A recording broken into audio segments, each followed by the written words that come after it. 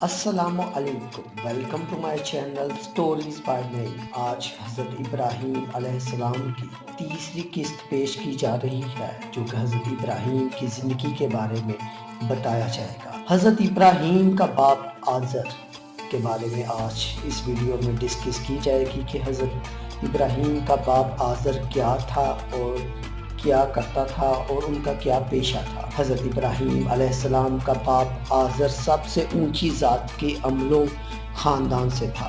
آزر ریاست کا سب سے بڑا پروہیت تھا۔ وہ چڑھاوے نذرانے وصول کرتا تھا، وہ مورتیاں بناتا تھا اور بیچتا تھا، ان مورتیوں کی من مانگی قیمت وصول کرتا تھا۔ بت فروشی اور نذرانوں سے اس کی آمدنی اتنی ہوتی تھی کہ اتنی آمدنی ریاست کی بھی نہ تھی۔ آرزو، عزت، احترام، اثر و سروق کے لحاظ سے ار کے بادشاہ نمرود کے بعد دوسرے نمبر پر تھا، لیکن مالداری کے لحاظ سے اس سے بھی بڑا تھا۔ بت پرستی کے اس ماحول میں دولت کے حریص لوگوں کے درمیان ار کے سب سے بڑے پروہت آزر کے گھر حضرت ابراہیم علیہ السلام پیدا ہوئے۔ اسی گھر میں پلنے لگے جس میں رات دن بڑے پروہت آزر کے گھر حضرت ابراہیم پیدا ہوئے۔ اس گھر میں پلنے لگے جس رات دن مورتیاں بنائی جاتی تھی، بیچی جاتی تھی۔ اللہ تعالیٰ کے منصوبے میں ابراہیم علیہ السلام کا نام نبیوں میں لکھا گیا تھا، اس لیے اللہ تعالیٰ نے ان کی طبیعت بھی صالحہ بنائی تھی۔ وہ مورتیوں بنتے دیکھتے تو بیچتے، بیچنے ہی میں بڑے بھولے پن کے ساتھ باپ سے پوچھتے، آپ کیا بنا رہے ہیں؟ باپ کہتا، میں لوگوں کے لیے خدا تراش رہا ہوں۔ ابراہیم علیہ السلام پھر پوچھتے، ان خداؤں کا کیا کام ہے؟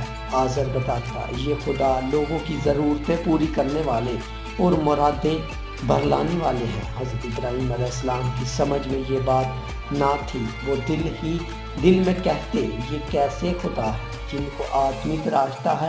یہ خدا تو خود بے بس ہیں، یہ خود دوسروں کے محتاج ہیں، یہ لوگوں کی ضرورتیں کیسے پوری کر سکتے ہیں؟ یہ بات باپ کے سامنے زبان پر بھی آ جاتی تو آزر کو اس وقت پہلا گرا بری لگتی۔ جب وہ لوگوں سے خداؤں کا سودا کرتا تھا، وہ بیٹے کو ڈانٹتا تھا، خبردار، اگر آئندہ ایسی بدتمیزی کی بات کی تو تجھ کو بری طرح سزا دوں گا۔ حضرت ابراہیم علیہ السلام بچپن میں اس بات کو سمجھنا چاہتے تھے اور باپ ڈانٹ پٹک کرتا تھا۔ وہ بڑے پریشان تھے۔ کچھ اور بڑے ہوئے اور ایک دن اس سے بڑی جرأت کے ساتھ کہہ دیا، باپ، کیا آپ بتوں کو خدا بناتے ہیں؟ میں تو آپ کو اور آپ کی قوم کو کھلی گمراہی میں پاتا ہوں۔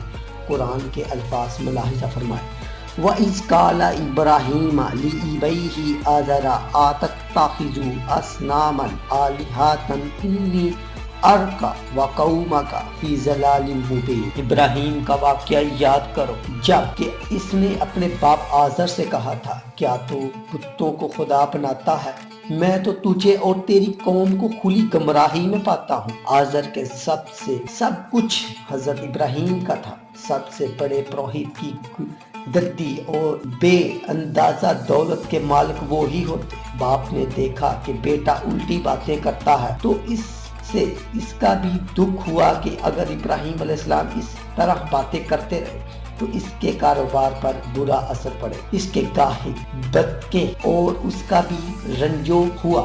اگر ابراہیم نے یہ کاروبار نہ سنبھالا تو ساری دولت کسی دوسرے کے قبضے میں چلی جائے تو وہ باوجود اس کے ابراہیم علیہ السلام نے بہت بڑی بات کہی۔ اس نے ضبط کیا، بولا، بیٹے میرے باپ یہ سب تمہارا ہی تو ہے، کیا تم پسند کرو گے کہ یہ سب سے بڑی عزت کی گدی اور یہ بے شمار دولت تمہارے ہاتھ سے نکل جائے اور دوسرے لوگ اس کے مالک ہوں؟ اگر آپ کو یہ ویڈیو پسند آئے تو ویڈیو کو لائک کریں۔ لالی ووڈ، ہالی ووڈ اور پاکستان کے بدلتے حالات، سیاسی زندگی اور انڈیا، پاکستان، پوری دنیا کی چھوٹی بڑی خبریں دیکھنے کے لیے سٹوریز بائی نیم چینل کو لازمی سبسکرائب کریں اور بیل آئیکن دبائیں تاکہ لیٹسٹ اپڈیٹ آپ تک پہنچے۔ حضرت ابراہیم علیہ السلام کی مکمل سیریز دیکھنے کے لیے، مکمل ایپیسوڈ دیکھنے کے لیے سٹوریز بائی نیم چینل کو لازمی وزٹ کریں تاکہ آپ تک حضرت ابراہیم علیہ السلام کے تمام ایپیسوڈ آپ تک بآسانی طریقے سے پہنچ سکے۔